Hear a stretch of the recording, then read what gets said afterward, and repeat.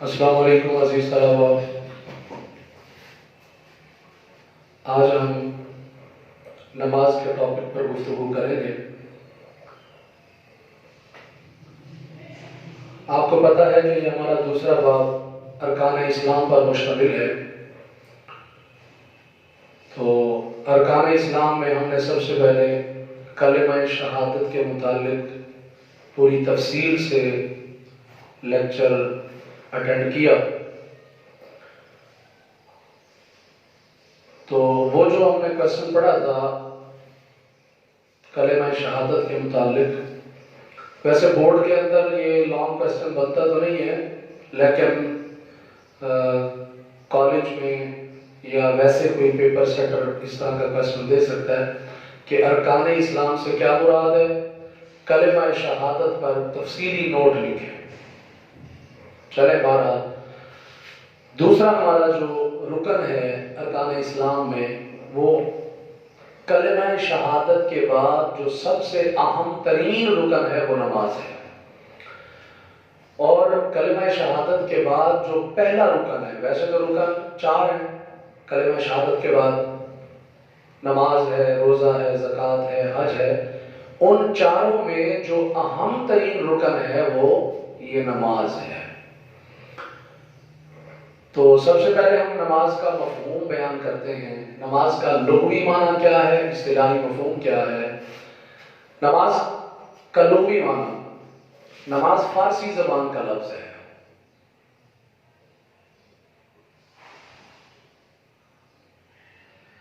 نماز فارسی زبان کا لفظ ہے، اور عربی میں اس کے لیے کیا استعمال ہوتا ہے؟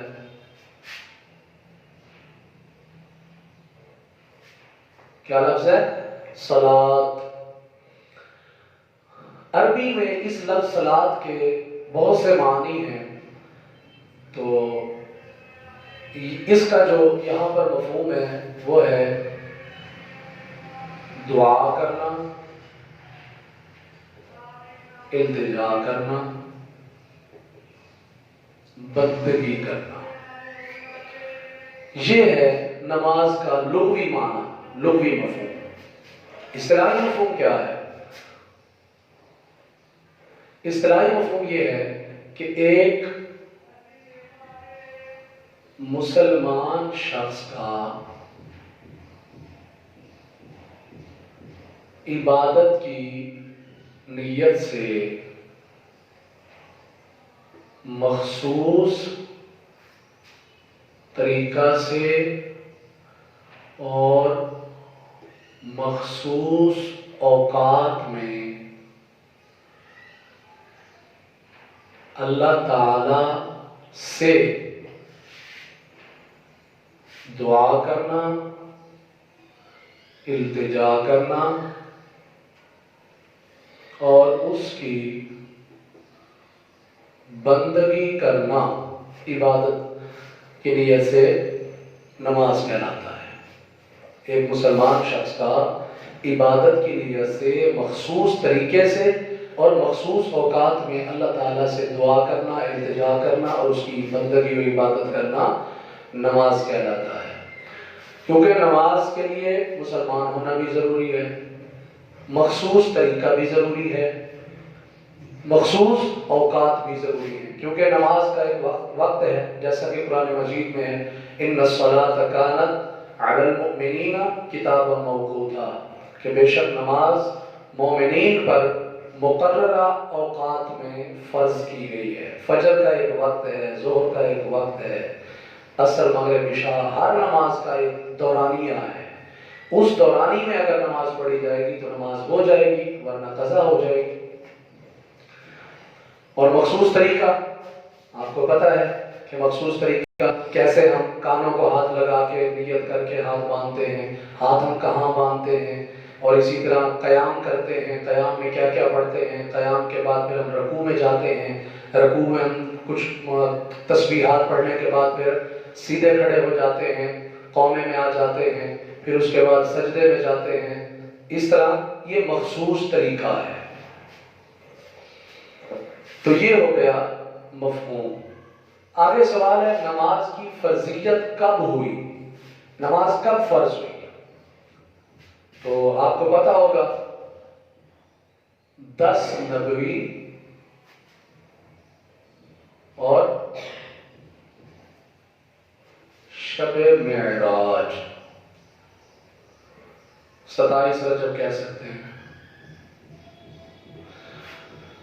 نماز کی فرضیت کب ہوئی؟ 10 نبوی۔ اچھا، یہاں یہ لفظ بھی قابل غور ہے، 10 نبوی سے کیا مراد ہے؟ ایک ہوتا ہے ہجری، ایک ہوتا ہے عیسوی، ایک ہوتا ہے نبوی۔ نبوی سے مراد آپ اچھی طرح سمجھ سکتے ہیں کہ نبوت کا 10واں سال، ہجری سے مراد ہجرت کا 10واں سال، عیسوی سے مراد حضرت عیسیٰ علیہ السلام کے بعد جو سال کا آغاز ہوا اس کی تعداد اور گنتی۔ تو بہرحال یہ ہے نماز کی فرضیت۔ تو ہمارے اس نماز کے ٹاپک میں جو شروع کی عبارات ہیں اس کے لحاظ سے پہلا ہمارا سوال ہے، اسلام کا نظام عبادات کن چیزوں پر مشتمل ہے؟ تو ہمارے اسلام کے متعلق تھوڑا سا سن لیجئے۔ ہمارا جو اسلام ہے، مذہب اسلام، یہ مکمل اور اچھی طرح جامع طور پر یہ نظام حیات ہے۔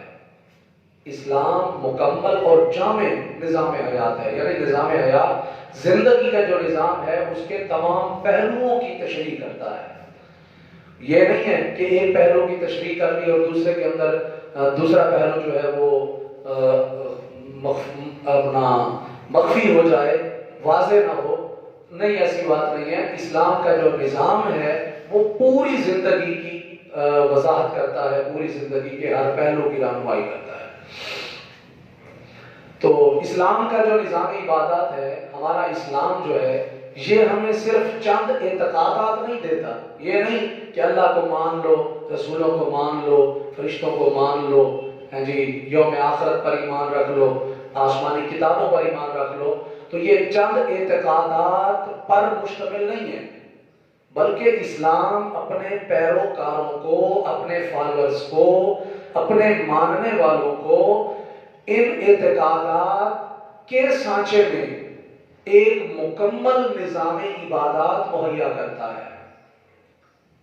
مکمل نظام عبادات، اور وہ نظام عبادات کس چیز پر مشتمل ہے؟ کون سی چیزیں ہیں جن پر اسلام کا نظام عبادات مشتمل ہے؟ وہ کیا ہیں؟ نماز، روزہ، زکوٰۃ، حج۔ اچھا، اور یہ ایم سی کیو بھی بن سکتا ہے۔ اسلام کا نظام عبادات مشتمل ہے نماز، روزہ، زکوٰۃ، حج، اور اس کے اندر آپ تینوں آپشن دے سکتے ہیں یا دو یہ دے سکتے ہیں، اس کے بعد دو آپشن کوئی اور آ سکتے ہیں۔ بہرحال اسلام کا جو نظام عبادات ہے وہ نماز، روزہ، زکوٰۃ اور حج پر مشتمل ہے۔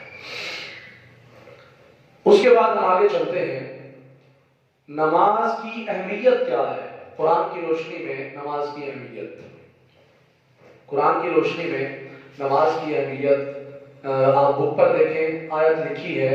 قرآن پاک میں ویسے تو بے شمار مقامات میں نماز کا حکم ہے، نماز کی اہمیت ہے، فضیلت ہے۔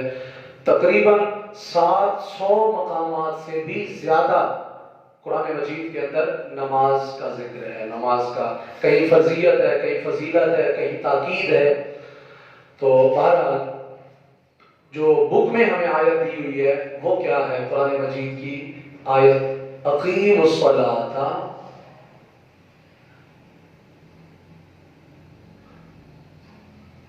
ولا تکونوا من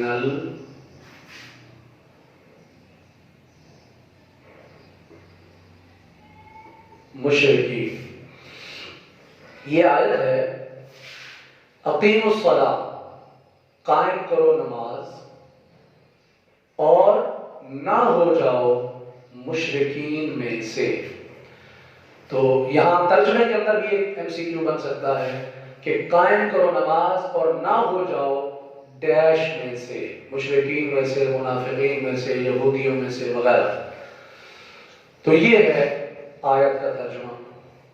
इसके अलावा और भी बेशुमार आयात हैं कुरान मजीद के अंदर, और इसी बुक के अंदर भी एक नीचे हम पढ़ते हैं एक आयत दी हुई है, क़ालू लम नकु मिनल मुसल्लीन। तो अगर पूछा जाए कि नमाज की अहमियत में पुरानी आयत लिखी है, तो आप ये आयत भी लिख सकते हैं, और जो नमाज की ताकीद वाले पैरे में दी हुई है क़ालू लम नकु मिनल मुसल्लीन, वो आयत भी तर्जुमा लिख सकते हैं।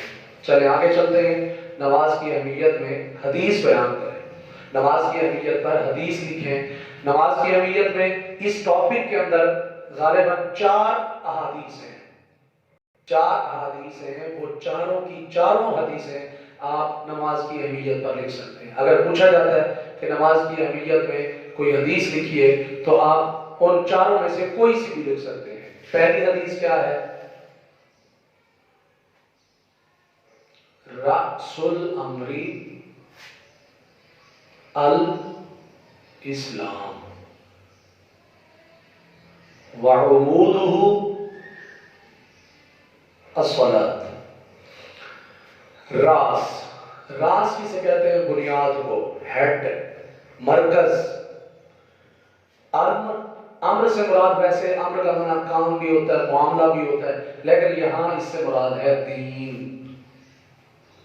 दीन की बुनियाद, दीन की असल। दीन की असल क्या है? अल इस्लाम।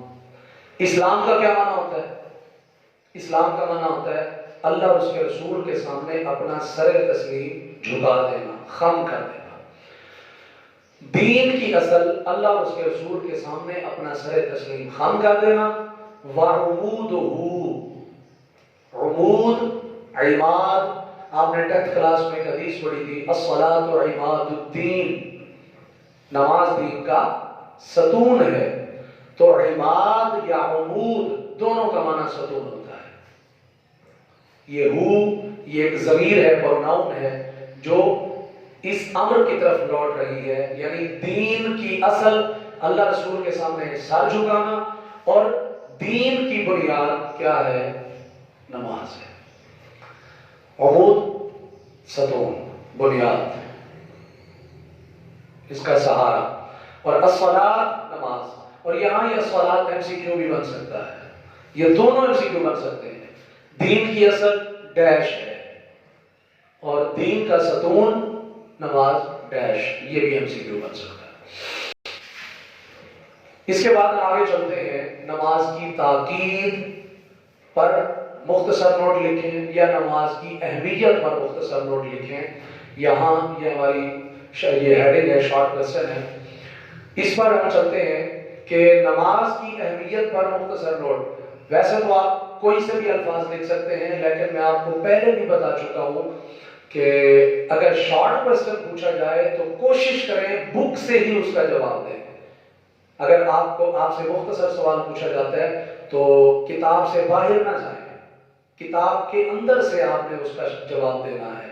अगर हाँ किताब के अंदर वो सवाल वहां से उसका जवाब नहीं है, तो फिर उसका जो जवाब बनता है वो दे दें।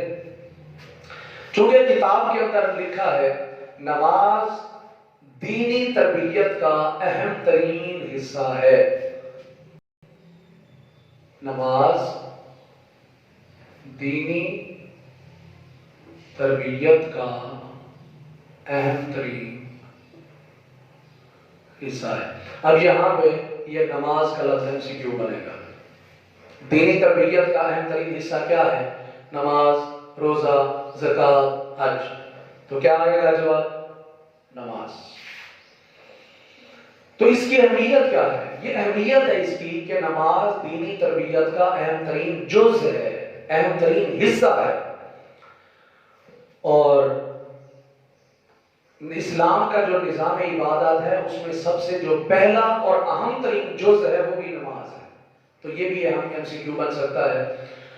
तो ये इसकी अहमियत है, नमाज दीनी तरबियत का अहम तरीन हिस्सा है। और तारीख उठाकर देखें, साबका अंबिया की तारीख पढ़ें, साबका कुतुब पढ़ें, कुतुब समाविया आप पढ़ें, تو پتہ چلے گا کہ انبیاء کرام نے بھی اپنی امتوں کو نماز کی اہمیت بتائی اور نماز پڑھنے کا حکم دیا، تاکید کی، اور سابقہ امتوں پر نماز فرض رہی ہے، یہ نماز کی اہمیت ہے۔ اور قرآن کیا بتاتا ہے؟ قرآن بتاتا ہے قد افلح المؤمنون الذین هم فی صلاتهم خاشعون۔ قرآن فرماتا ہے کہ وہ لوگ کامیاب ہو جاتے ہیں جو نماز قائم کرتے ہیں، جو نماز میں خشوع و خضوع ادا کرتے ہیں، اور وہ لوگ جو نماز قائم نہیں کرتے وہ ناکام ہو جاتے ہیں۔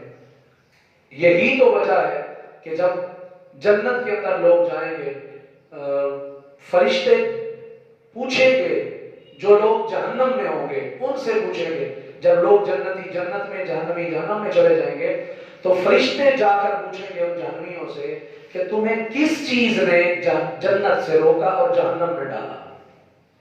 سورۃ مدثر 29واں پارہ، اس کے اندر بڑی ڈیٹیل ہے کہ وہ کون سی وجوہات ہیں۔ ان وجوہات میں اور بھی کافی ساری ہیں، لیکن ایک وجہ جو ہے وہ جہنمی لوگ جواب دیں گے، وہ کہیں گے قالوا لم نکو من المصلین۔ وہ کیا کہیں گے؟ قالوا، وہ کہیں گے لم نکو، ہم نہ تھے، من المصلین، نماز پڑھتے ہیں، یعنی ہم نماز نہیں پڑھتے تھے۔ جب جہنمی جہنم میں جائیں گے تو فرشتے جب ان سے پوچھیں گے تو آگے پھر وہ یہ جواب دیں گے، یعنی جہنم میں جانے کے بعد انہیں پھر خیال آئے گا وہ ہم نے تو غلطی کی، ہم نے تو نماز چھوڑ دی، تو لہٰذا جہنم میں جانے کے باقی بھی اور ریزنز، وجوہات ہیں، لیکن ایک وجہ ہے وہ نماز نہ پڑھنا بھی ہے۔ تو پیارے بچوں، آگے ہم چلتے ہیں نماز کی اہمیت میں۔ میں نے آپ کو پہلے بتایا تھا کہ اس ٹاپک کے اندر 4 حدیثیں ہیں جو نماز کی اہمیت میں ہیں۔ ایک حدیث ہم نے پڑھ لی ہے، اس کے بعد ہم آگے چلتے ہیں۔ نماز کی اہمیت میں بھی حدیث ہے اور بے نمازی کی مذمت میں بھی ہے، یعنی اگر سوال 2 طرح سے اسٹیٹمنٹ بن سکتی ہیں کہ بے نمازی کی مذمت میں حدیث لکھیں یا نماز کی اہمیت میں حدیث لکھیں، یا یہ بھی پوچھا جا سکتا ہے کہ نماز نہ پڑھنے کی قرآن حدیث میں کیا وعید بیان ہوئی ہے، یعنی اس طرح کی اسٹیٹمنٹس بن سکتی ہیں۔ تو جواب کیا ہوگا؟ جواب یہ ہوگا من ترک الصلاۃ، یہ آپ نے اچھی طرح دیکھ لیا، میں اس کو ریز کرتا ہوں۔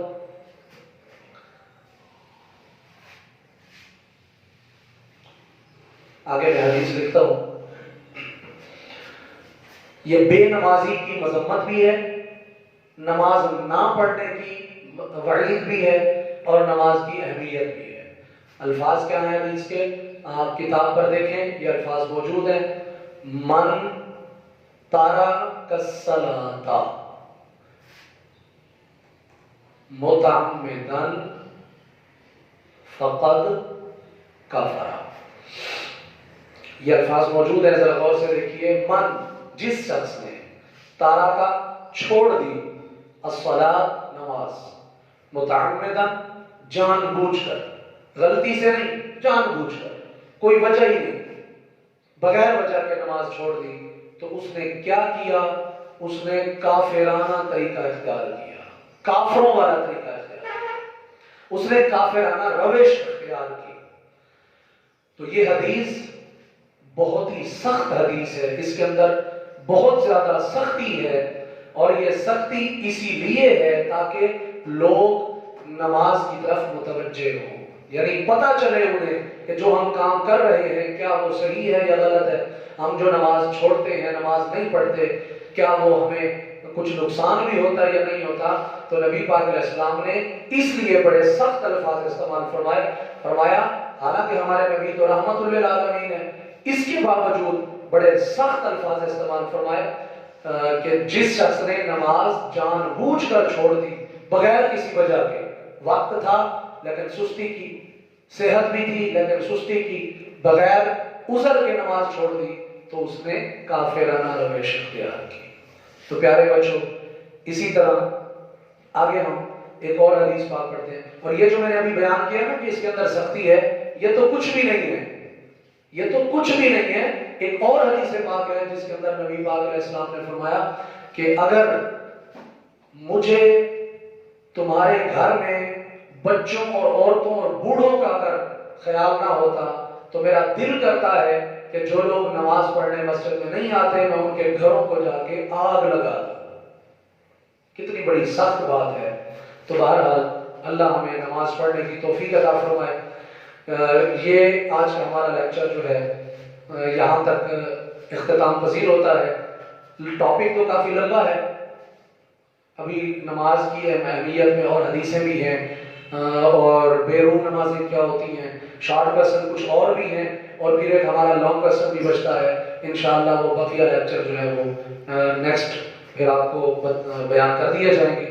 مزید آپ اس کو اچھی طرح سمجھ لیجئے. آج ہم نے نماز کا مفہوم پڑھا، نماز فرض کب ہوئی، اسلام کا نظام عبادت کن چیزوں پر مشتمل ہے، نماز کی اہمیت میں قرآنی آیتیں، نماز کی اہمیت میں حدیثیں ہم نے پڑھی، اور نماز کی اہمیت پر مختصر نوٹ پڑھا، اور اسی طرح بے نمازی کی مذمت میں حدیث پڑھی. امید ہے آپ کو یہ لیکچر سمجھ آیا ہوگا.